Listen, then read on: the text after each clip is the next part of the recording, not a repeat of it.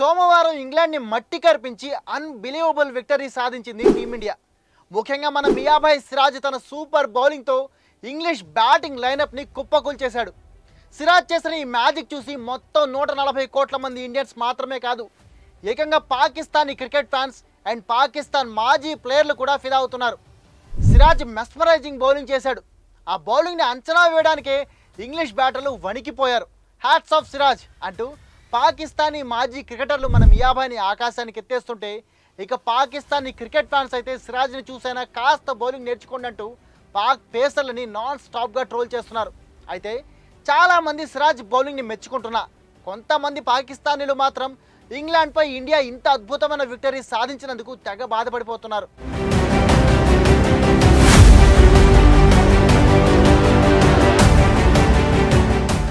India England మధ్య ఈ year నుంచి టెండూల్కర్ ఆండర్సన్ ట్రోఫీ స్టార్ట్ చేశారు. ఈ సిరీస్లో స్టార్టింగ్ నుంచి ఇండియా ఇంగ్లాండ్ పోటాపోటీగా ఆడాయి. ప్రతి మ్యాచ్లో రెండు టీమ్స్ మధ్య టగ్ ఆఫ్ వార్ సిచ్యువేషన్ నడిచింది. అయితే ఫస్ట్ 2 మ్యాచ్లో ఇంగ్లాండ్ ఇండియా చెరో మ్యాచ్ గెలిస్తే, మూడో మ్యాచ్ దాదాపు ఇండియా చేతికి వచ్చినట్లే వచ్చి ఇంగ్లాండ్కి వెళ్ళిపోయింది. ఇక 4వ మ్యాచ్ డ్రాగా కంప్లీట్ అయింది. దీంతో 2-1తో ఇంగ్లాండ్ లీడ్లోకి వెళ్ళిపోయింది. ఇండియా ఇక ట్రోఫీ గెలిచే ఛాన్స్ లేకపోగా కనీసం పరువు నిలబడాలన్నా లాస్ట్ మ్యాచ్లో ఖచ్చితంగా గెలవాల్సిన పరిస్థితి. మ్యాచ్ కూడా దానికి తగ్గట్లే మొత్తం 5 రోజులు చాలా ఇంటెన్స్గా జరిగింది. 4వ రోజు ఆట ముగిసే టైంకి ఇంగ్లాండ్ టీం గెలుపుకి జస్ట్ 35 పరుగుల దూరంలో ఉంది. చేతిలో 4 వికెట్లు ఉన్నాయి. ఇది చూసి ఇంగ్లాండ్ ఫ్యాన్సే కాదు, ఇండియా ఫ్యాన్స్ కూడా 5వ రోజు ఆట స్టార్ట్ కావడం, 1 గంటలోపు ఇంగ్లాండ్ టార్గెట్ని చేస్ చేసేయడం జరిగిపోతుంది అనుకున్నారు. But next day match start అయినప్పటి నుంచి ఇండియన్ పేసర్లు మ్యాచ్ని తిప్పేశారు.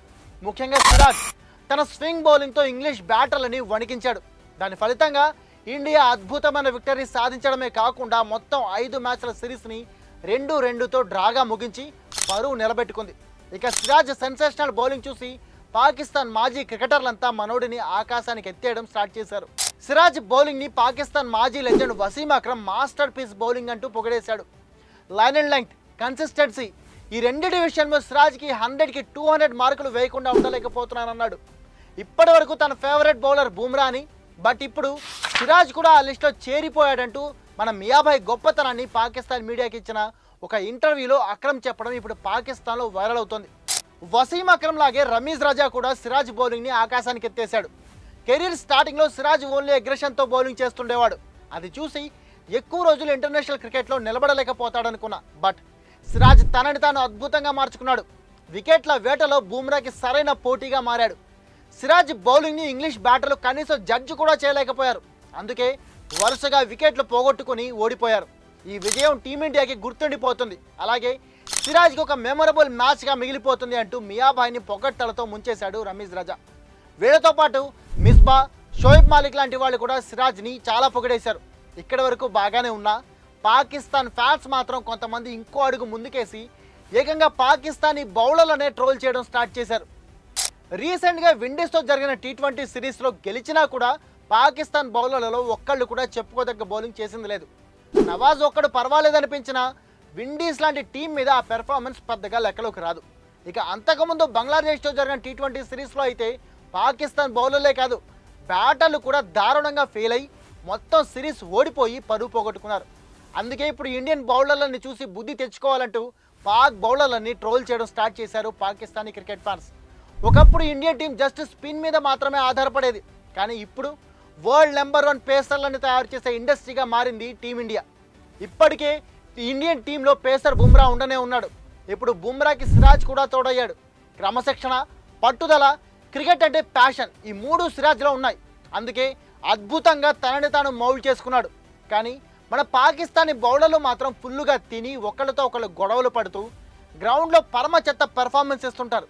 అందుకే మన క్రికెట్ ఇంతలా నాశనం అయిపోయింది.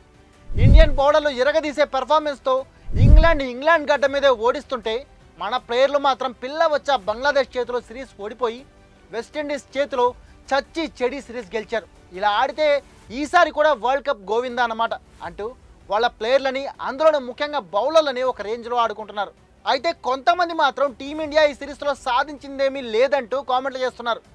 సోషల్ మీడియాలో దీనిపై కామెంట్లు చేస్తూ టీమిండియా ఈ సిరీస్ ఏమైనా గెలిచిందా, డ్రా చేసుకుంటే ఎందుకు ఇంత ఓవర్ యాక్షన్ చేస్తున్నారు, అందులోనూ ఒకవేళ వోక్స్ చేయగనక బాగుండి ఉంటే ఖచ్చితంగా ఇండియా ఈ మ్యాచ్ ఓడిపోయేది అండ్ సిరీస్ కూడా చేతిలోంచి జారిపోయేది ఇండియాకి.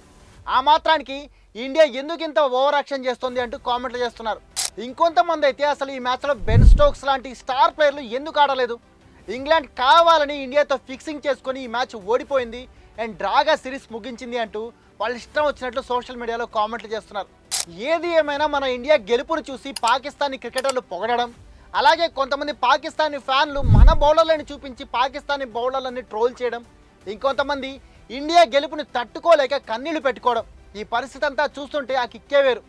ఇక మనల్ని చూసి పాకిస్తానీ ఫ్యాన్స్ కుళ్ళుకు చేస్తూ వాళ్ళ టీంని తిట్టిపోస్తుంటే అసలు ఆ హ్యాపీనెస్ ఎన్ని కోట్లు పెడితే వస్తుంది చెప్పండి. మరి మీరేమంటారు? ఇంగ్లాండ్పై ఇండియా గెలవడం అండ్ దానిపై పాకిస్తానీ మాజీ క్రికెటర్లు రియాక్షన్, ఫైనల్గా మన క్రికెటర్లపై అక్కడి ఫ్యాన్స్ ఏడుపు, వీటన్నిటిపై మీ ఒపీనియన్ ఏంటో కామెంట్ చేసి చెప్పండి.